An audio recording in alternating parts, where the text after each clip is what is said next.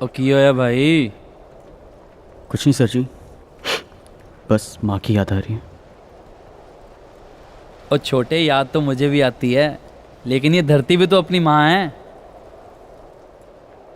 दिवाली गए कितने दिन हो गए? 4-5 दिन हुए होंगे साहब जी। क्यों, क्या हुआ साहब जी? नहीं नहीं, कुछ नहीं, ऐसे ही। बेटे का अपने हाथों लिखा खत आया था। कह रहा था कि पापा, इस दिवाली बम दुश्मन के साथ नहीं, हमारे साथ फोड़ना। बड़ा ही स्वीट है जी। हाँ। देखो, रब ने चाहा तो अगली दिवाली घर पर ही मनाएंगे।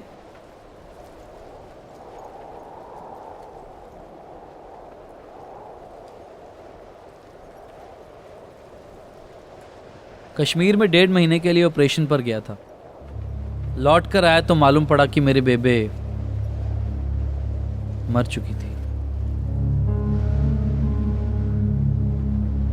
तब से मैं इसी माँ की सेवा कर रहा हूं। तेरी तो फिर भी 2 माएं हैं। रो मत, खुश रह। तू फौजी है और फौजी कभी रोता नहीं है। बस यही सोच, इसी सोच की वजह से लोग हमें इंसान नहीं पत्थर समझते हैं। फौजी के दिल थोड़ी होता है। कौन कहता है? कुछ चीज है जो धड़कती। कोई किसी कॉलेज में जाके चिल्ला चिल्ला के माइक पे कहता है कि इंडियन आर्मी रेपिस्ट है, और हजारों की तादाद में लोग उसका समर्थन करते हैं। हम कश्मीर में टेररिस्ट मारते हैं और कुछ पढ़े लिखे लोग उनकी मौत को शहादत का नाम देते हैं। लाखों लोग पेटिशन साइन करते हैं इंटरनेट पे, कहते हैं कि इंडियन आर्मी कातिल है। सब एक बात याद आ गई। वो कहते हैं ना, जिन्हें हम हार समझ बैठे थे गला अपना सजाने को, वही नाग बन बैठे हैं हमें ही काट खाने को। कुछ लोगों ने तो हद ही कर दी। कहते हैं कि घूस दे के आर्मी में भर्ती होते हैं, फोकट का राशन खाते हैं। एक तरफ कोई एक्टर कहता है कि किसने कहा था उस 19 साल के लड़के को सरहद पे जाने के लिए, और दूसरी तरफ कुछ लीडर्स आतंकवाद के खिलाफ हमारी जीत का प्रूफ मांगते हैं। They bloody down this uniform. Proof? अब हम सबूत दें कि आप सब इतनी आसानी से हर रोज बिना किसी प्रॉब्लम के कैसे हक मूत लेते।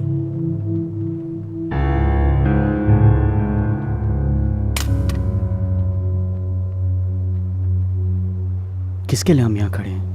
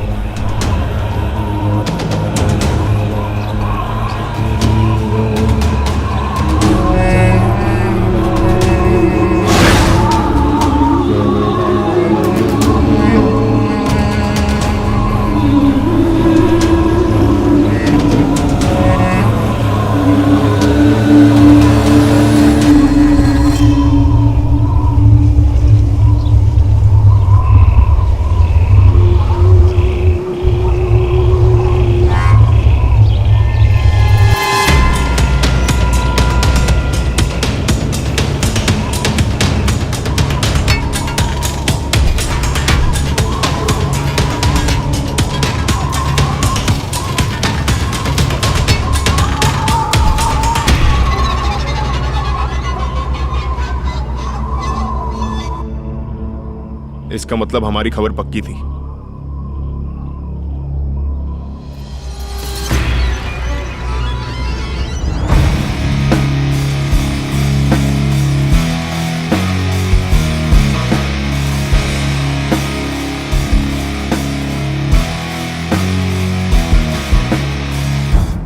वीर जी, सरहद वाली माँ हो या घर वाली माँ, किसी एक माँ को तो बलिदान देना ही पड़ता है।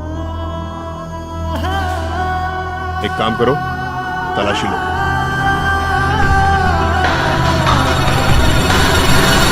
भारत माता की